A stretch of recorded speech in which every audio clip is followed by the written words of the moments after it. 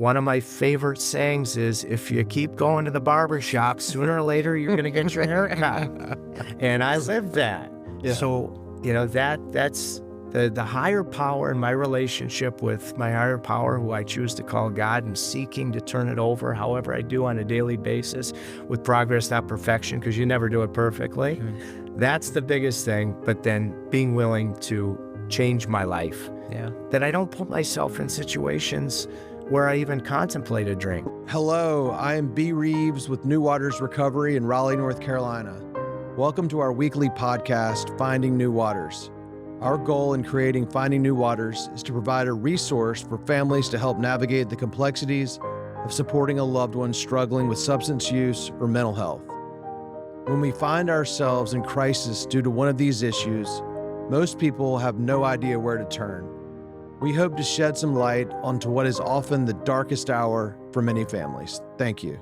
All right. Welcome to another edition of the Finding New Waters podcast we do here at New Waters Recovery. I'm sitting here today with our CEO, Justin McClendon. And again, I'm B. Reeves, the Director of Business Development at New Waters Recovery. And our very special guest today is the voice of the Carolina Hurricanes, Tripp Tracy. Welcome, Tripp.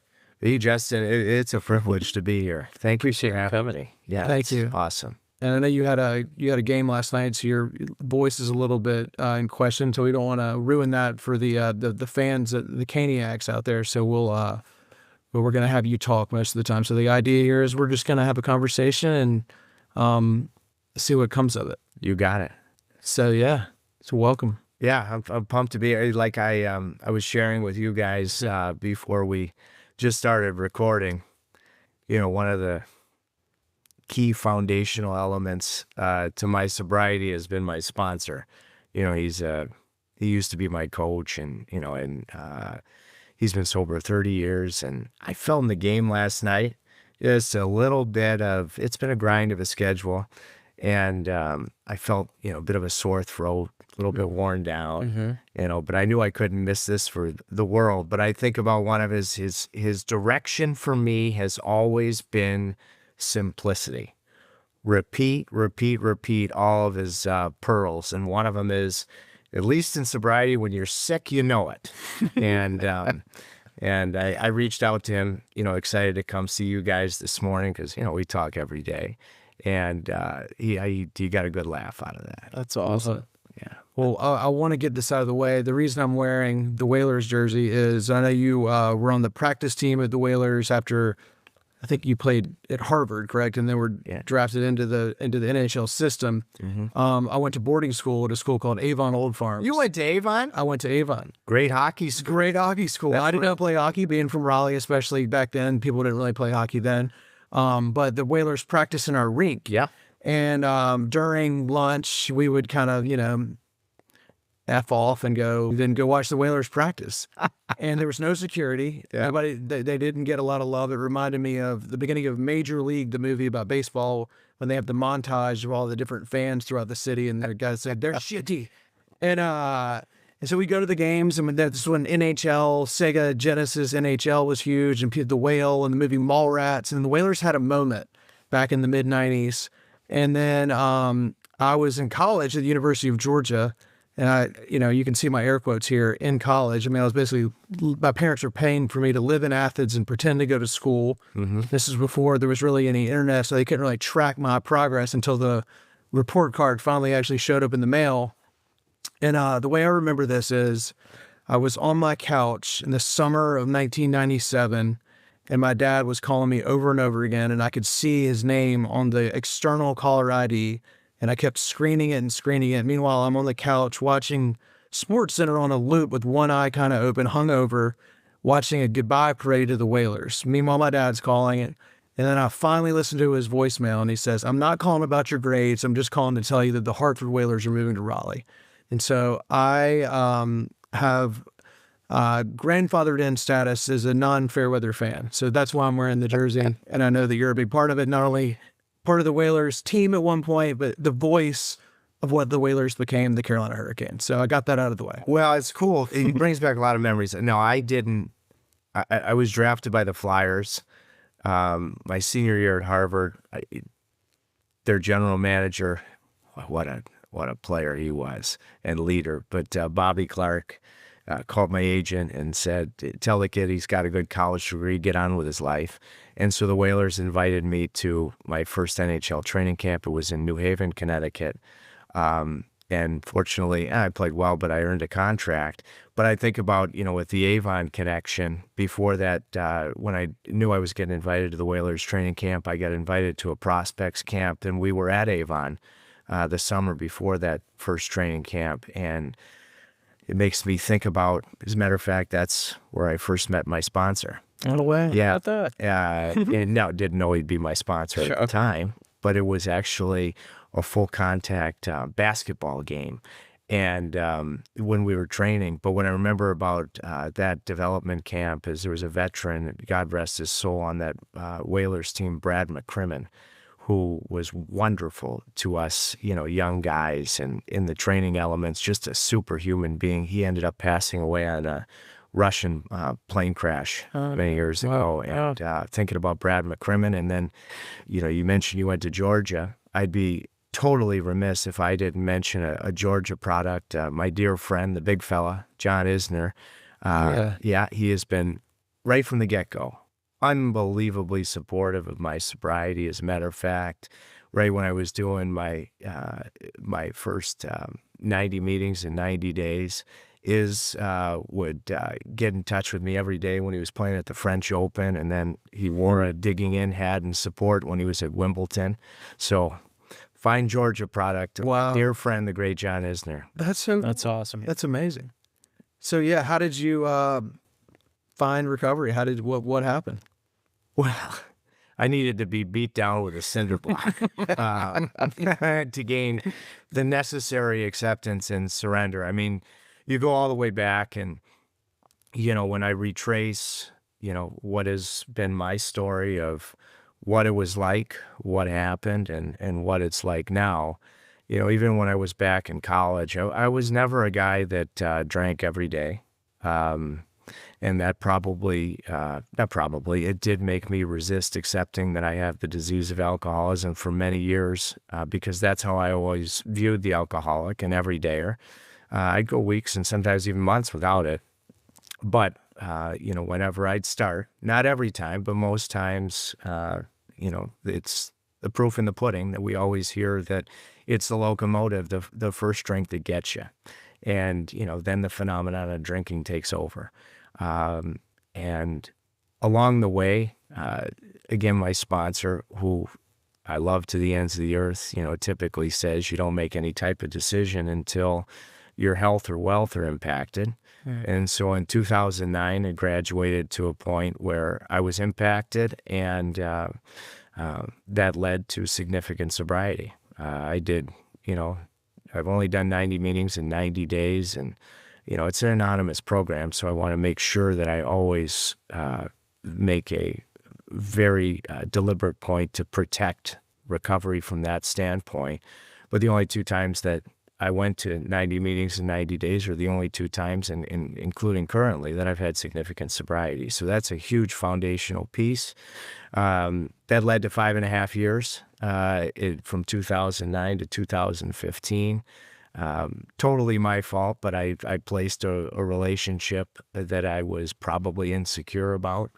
I thought that if I had the ability to drink, I'd be more James Bond-esque. And I stopped doing the necessary things that I needed to do in recovery. I was very honest about it. Told all the people that I care about that, I was young, I was stupid. I learned some difficult lessons, but it'd be different this time. And when I look, and the first drinks I had, after those 5.5 years, were with my mom and dad in Florida. And when I look at it, and this is what you hear all the time, 5.5 years between drinks, and that first night, it was no different. I might have, on paper, drank effectively because I went home after dinner, but looking back, the phenomenon of craving, I was white knuckling, couldn't go to sleep, that type of thing. And that led to 7 years of being back drinking, and I think the only reason that it took 7 years is because I surrounded myself with people that only had my best interests at heart.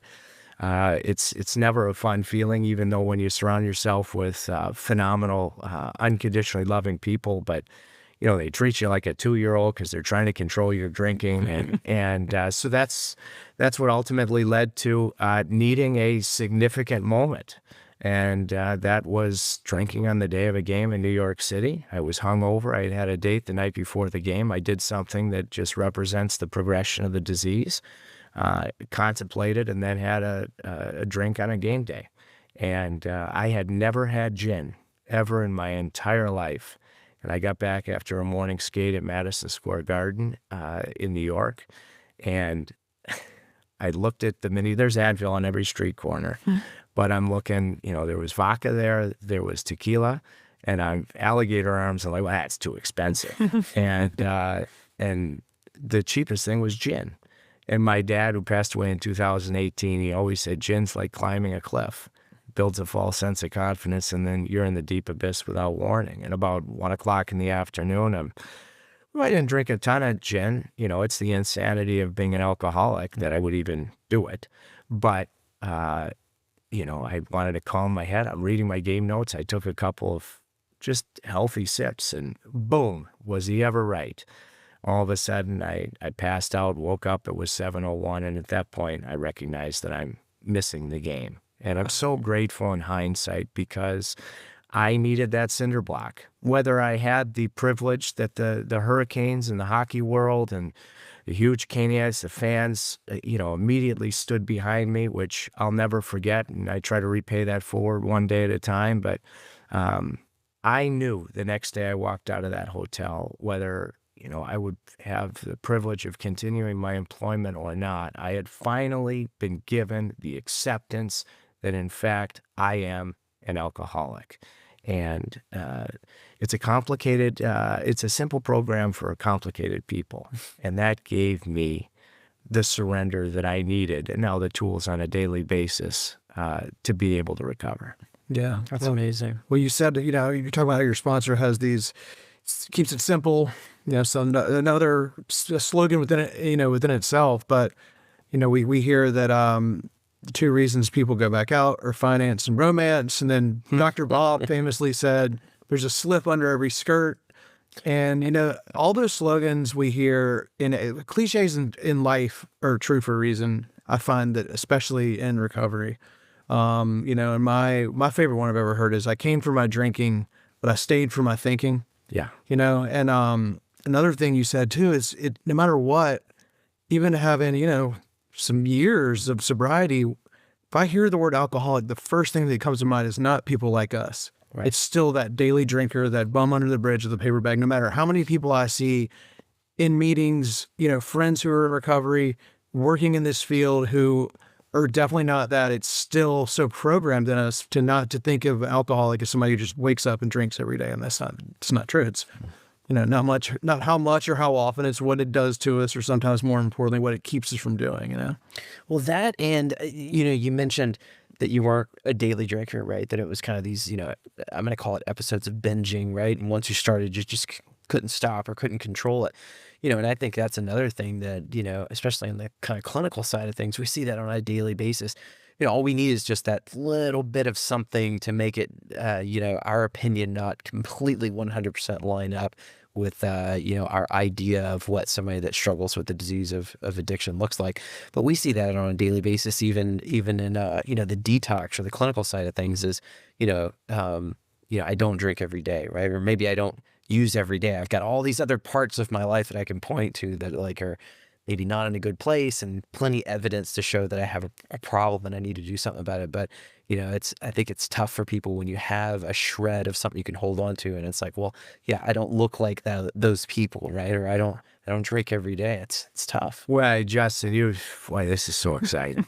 Yeah, it is. Yeah. Because what it does, and this is my desire, again, my sponsor, it says, open your trap door on a daily basis. And, if I can put myself back in that New York hotel room one day at a time, and recognize just how powerless I am over alcohol, then, I'm going to be okay for that day.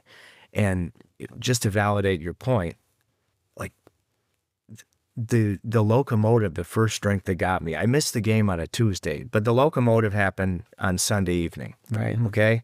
And just to give you an idea and try to paint a picture. So the Hurricanes played a game Saturday afternoon in New Jersey, and then Sunday early afternoon on Long Island against the Islanders. We were staying in New York City for all 3 games because then they were playing the Rangers on Tuesday. Okay. So I was tired coming back from Sunday's game. It was a back-to-back. I was watching this show about the Lakers on HBO, whatever it was, Winning Time. Okay, I remember I was working out in the gym Sunday morning with my dear friend. Wow, what a supporter he's been, Rod Brindamore. And I was, I had the theme song going for this Winning Time. And he because he's in the gym and he doesn't want to be by, and I get him going. And so I'm tired after the game on Sunday afternoon. I had no intentions of drinking, none. Probably had been 3-4 weeks since I had a drink. And I wanted to go back to my room in New York City, continue watching Winning Time, and order Uber Eats and just enjoy the heck out of it. But somebody was coming in to have dinner with me from Miami, and I was hoping she would cancel. And, once she didn't cancel, because I remember I'm in the room after the game, probably 4 or 5 o'clock in the afternoon, I'm just chomping at the bit to get back into Winning Time, order the Uber Eats, and I was really excited about it. But once she was coming, now all this, and she wasn't going to get there until 8:30, 9 o'clock. Now, and this is another problem for an alcoholic, I've got to drink for energy in my mind. So I go to, a spot, right near the hotel with an unbelievable friend. And I'll never forget this, and what a gift it was. I ordered, because we both had some type of a whiskey. And I didn't drink whiskey very, very often, but I remember looking at it. And with my alcoholic mind, that first drink, I'm like, well, this is nowhere near big enough. 1,000 of these aren't going to get me where I need to get. And, my friend had 2, I think, and had a cheeseburger. I could be the hungriest person on the planet, but once I have that first drink, I'm not eating. It's going to impact my buzz.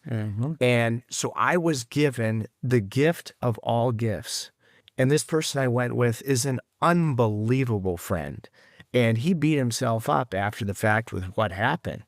And now he recognizes, just over 2.5 years later, what a gift it was, because the phenomenon of craving after that first drink, as soon as you make the choice, which I made the choice to take that first drink, the phenomenon of craving has never been delivered to me in a more powerful manner than that first drink on that Sunday afternoon. Because I really didn't want to, I wanted to stay in my room. Right. But then once, got to drink for energy, got to be on my game, whatever. That first one, looking at it and saying 1,000 of these is not going to get me to where I want to get to. What a gift of how I'm wired differently. Yeah. There's a guy I see, old timer guy I see here in Raleigh in meetings, and every time he shares, he says, "My name is blank. If I don't take a drink, I won't get drunk." Yeah. And that's exactly what you're saying. That the first one is the one that gets us drunk, Yeah. It's the locomotive, not the caboose that gets you. Right. I mean, ultimately, as I was moving towards the caboose and missed the game, that's what anybody would point to. But it was that first one on Sunday evening. And, the one other thing, and it was so powerful, and what a gift. But so I wake up after passing out at 7:01. I recognize I'm missing the game. And at that point, I started drinking. And that ended up being an unbelievable gift too, because it was only because I was drinking that I brilliantly, Mensa-like, now decide to tweet. And, people could obviously tell that I had been drinking with my tweets. I wasn't picking up the phone. I picked up the phone because the phone is the heaviest, as we all know, at times like this.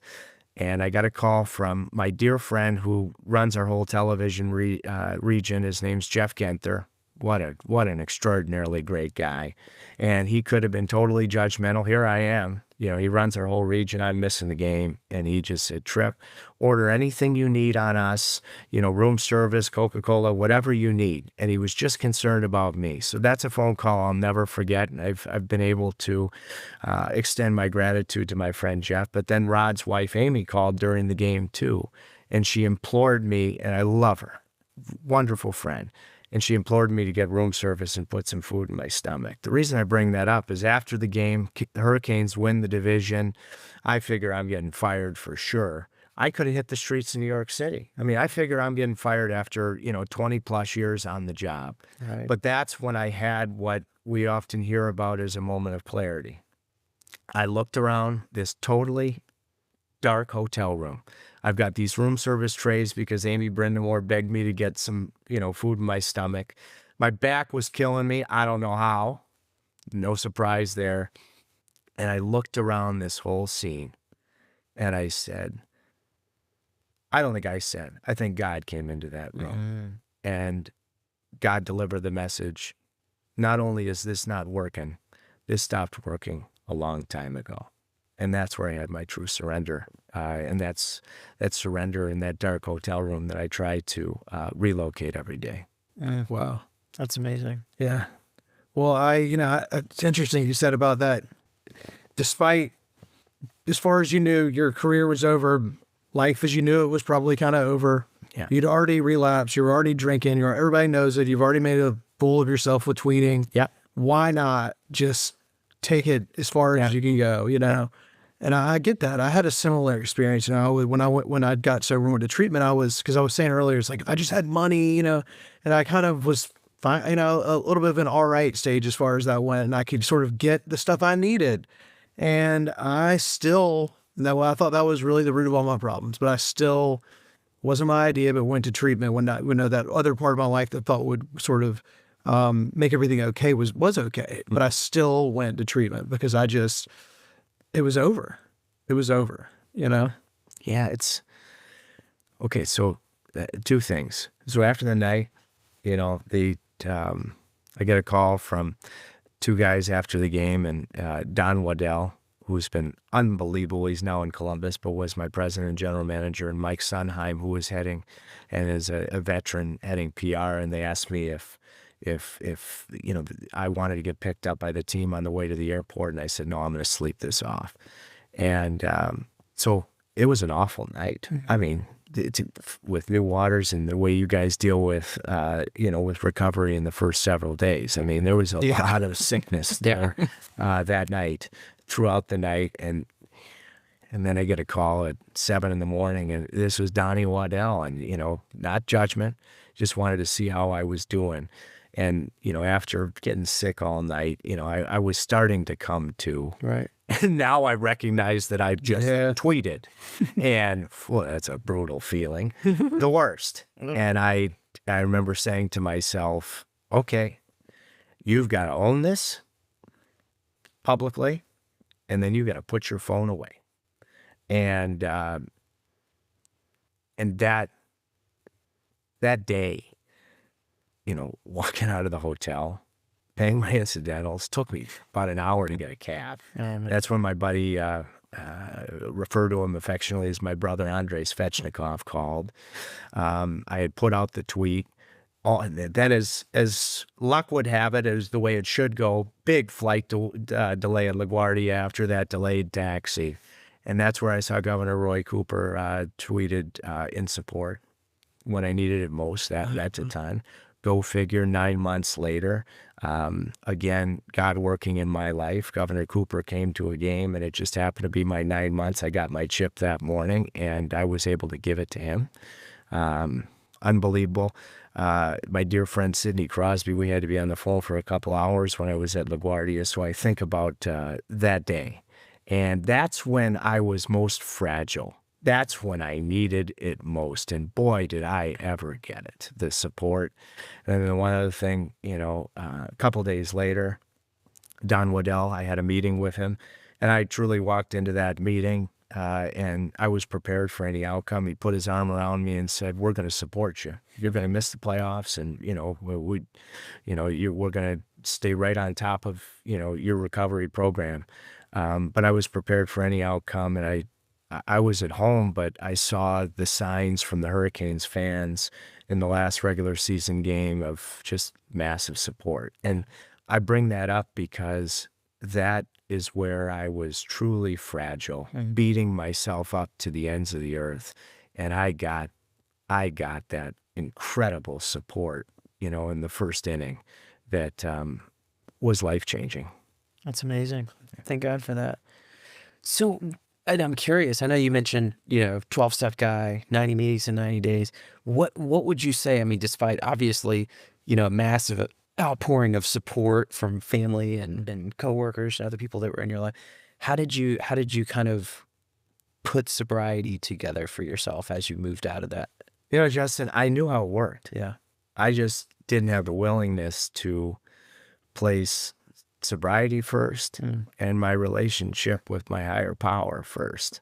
Looking back at those 5.5 years, because 5.5 years is significant sobriety. Absolutely. But that's when, and treatment, the Hurricanes did bless me going back to Michigan and doing those 90 meetings in 90 days. It's something that I was going to do whatever they told me to do. Sure. But that I really was hoping for, because I take care of my mom in Michigan. I knew a really good home group in Michigan. But had they said you're going to treatment, I mean, there's no hesitation, I was going. Right.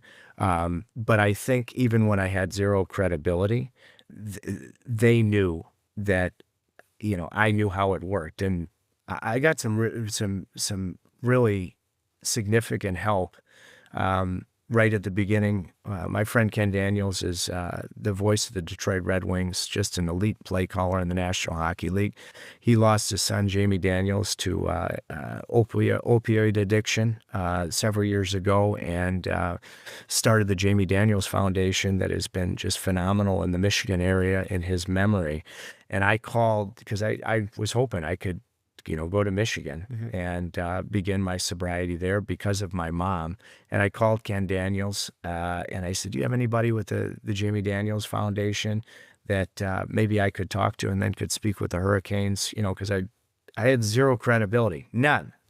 But, saying that I do know how this works. It's just I haven't had a willingness to do it. Sure. And so they really played a part. And a guy that by the name of Brian Spitzbergen, wonderful guy that was running the foundation, he spoke to Don Waddell, and so that was a big piece too. But I think what I would say, guys, and I don't know where you're at on this, but one of the things that was a roadblock, a hurdle from sobriety really working for me, is I wasn't really willing to accept the fact that, at least in my journey, life is different.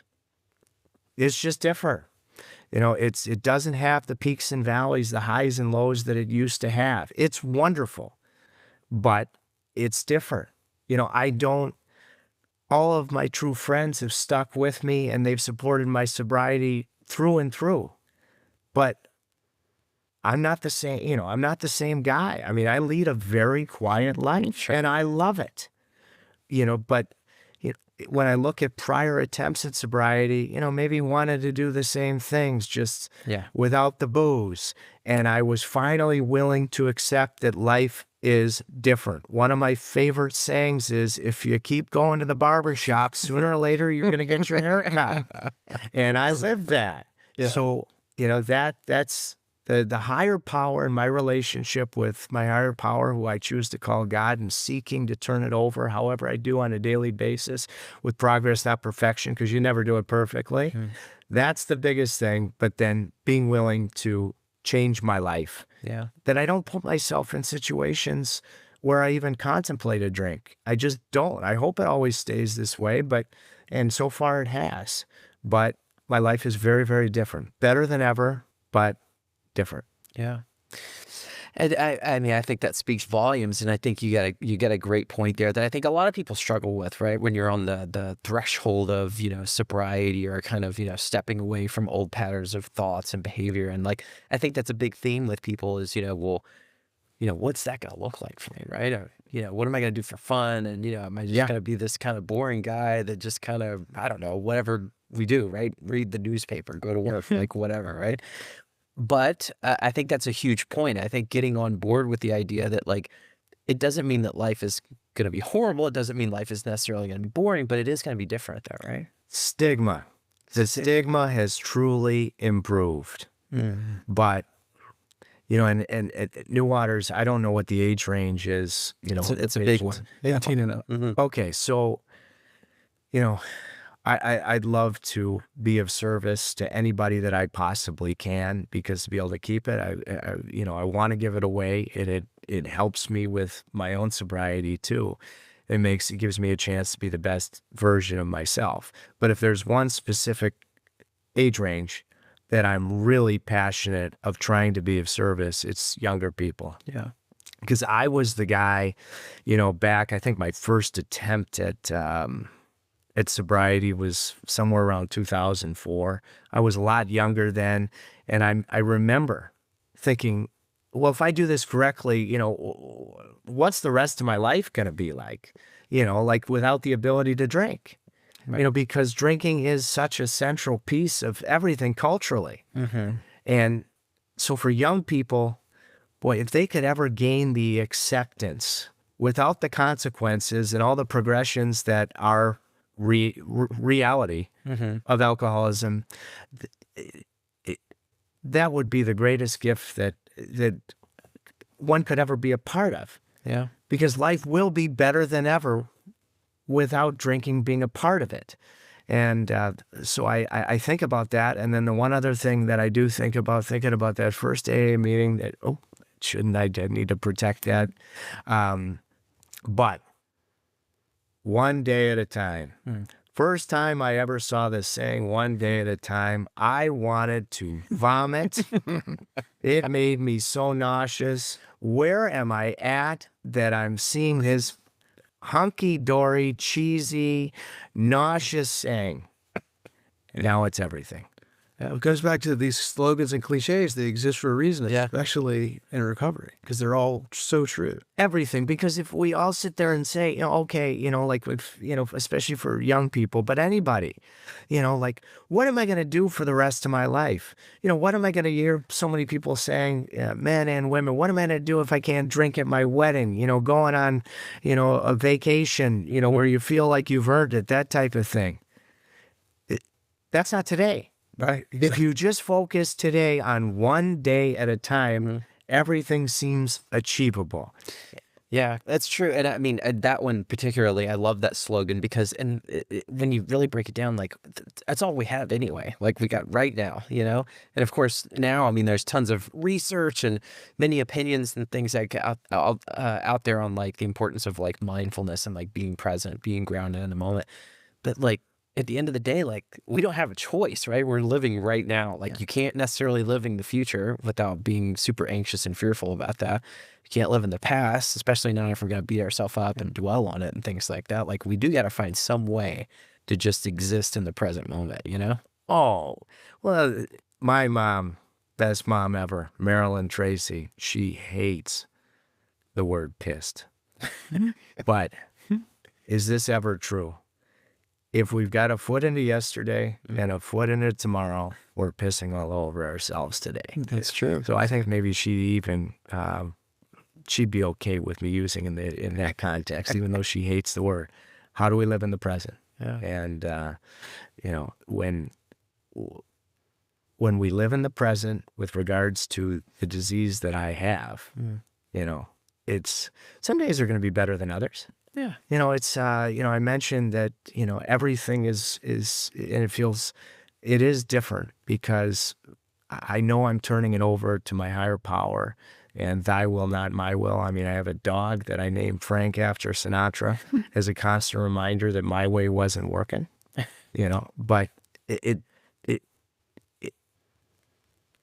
one of the true biggest gifts of sobriety, because Justin, you're an expert. Like, it's a self-centered disease of the mind.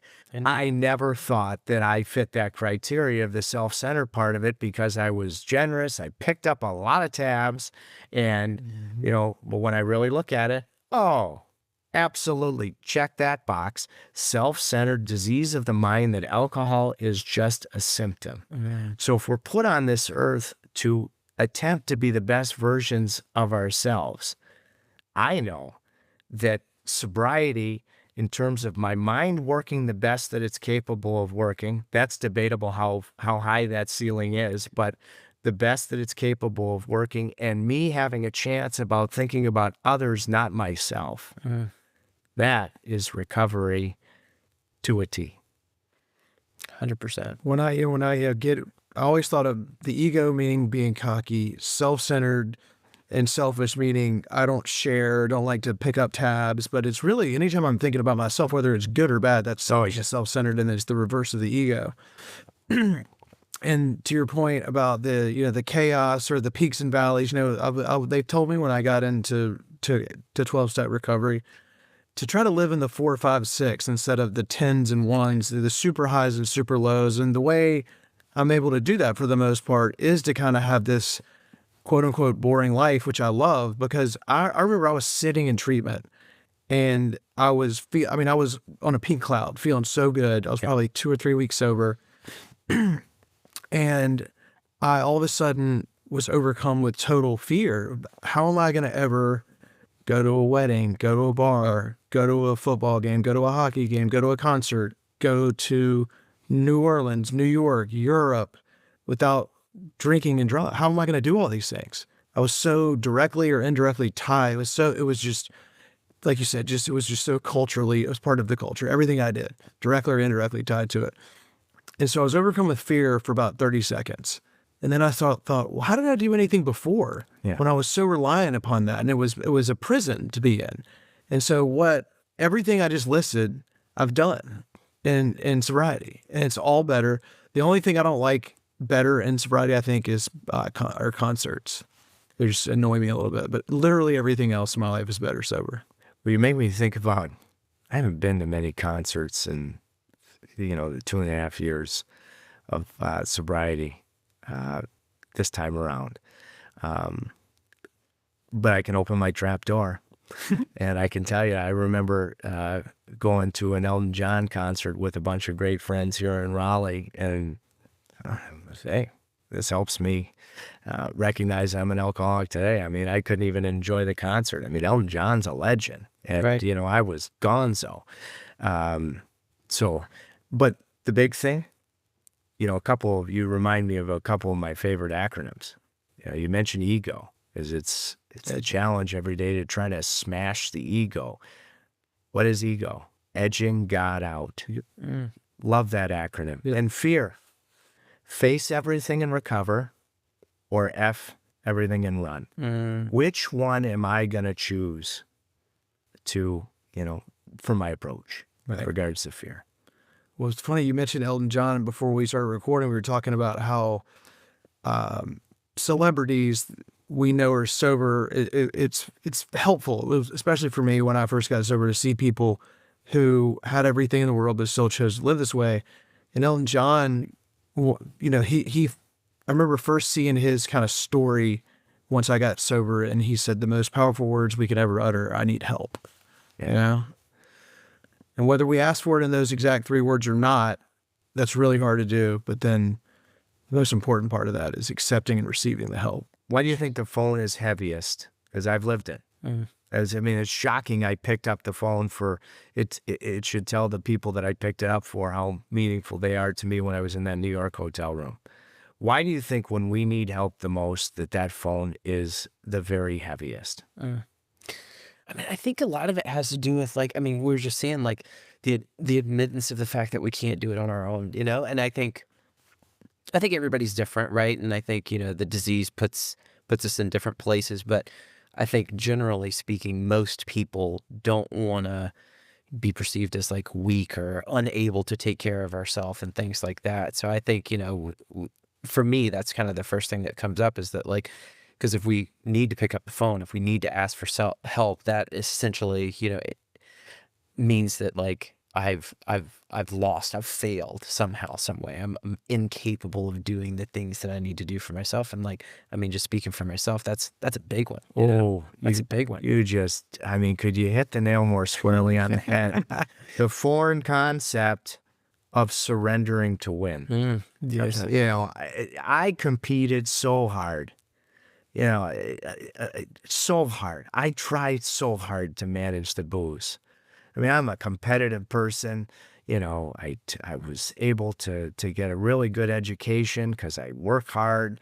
You know, I chased an NHL dream. It was short-lived just because I compete. And boy, did I ever compete in so many different ways to try to drink effectively. Surrendering to win? Are you kidding? That is so weak and foreign. So I finally recognize you've got to surrender to win. Yeah. Yeah. Form of ego. Absolutely. And I think in a way that is the ultimate victory, essentially, right? Like it maybe even takes, just to switch that paradox, I think it takes way more, what's the word I'm looking for?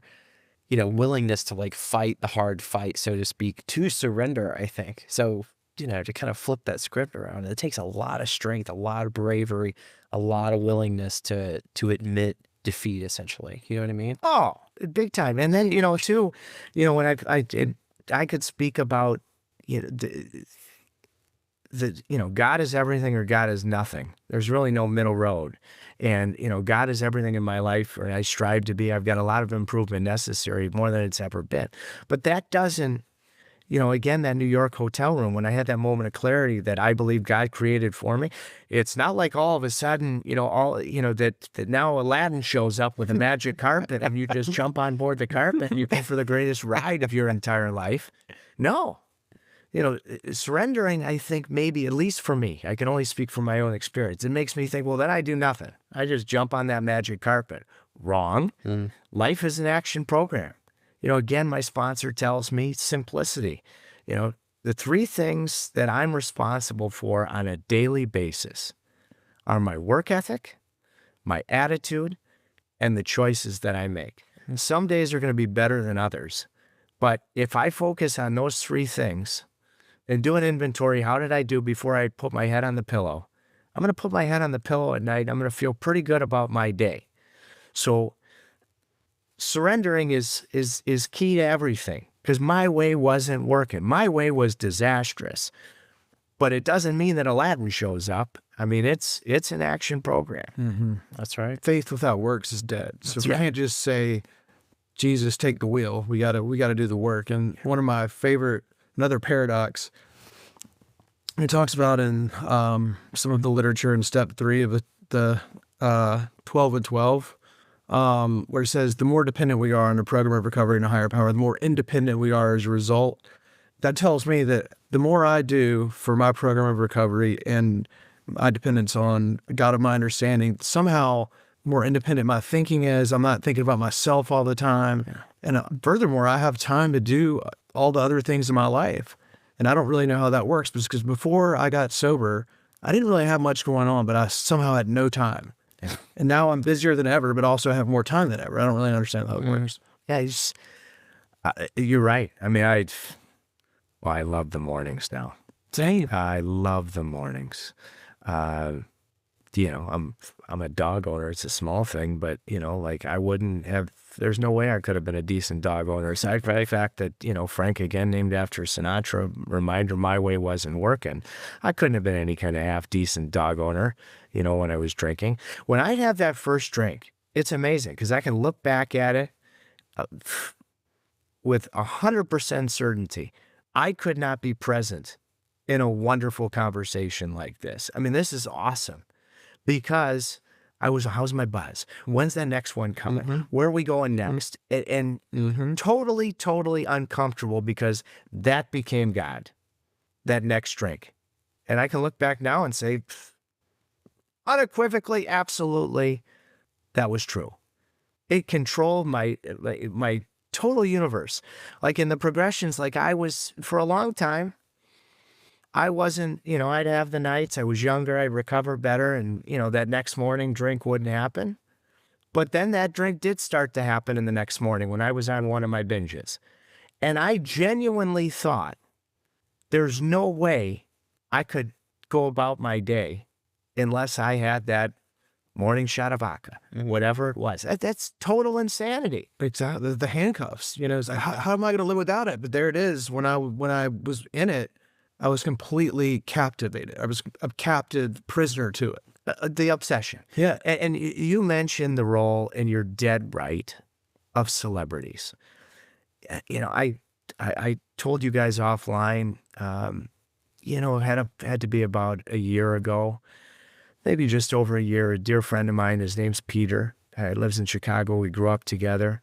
And he sent me this video from John Mayer. I don't know John Mayer, but I've kept this video. I've sent it to a ton of other people because you get these opportunities because alcoholism, addiction, it touches virtually everybody in some form or fashion, whether it be the individual themselves, somebody in their family, a friend that they care about. So you get these unbelievable opportunities where they come to you and they say, so-and-so is struggling.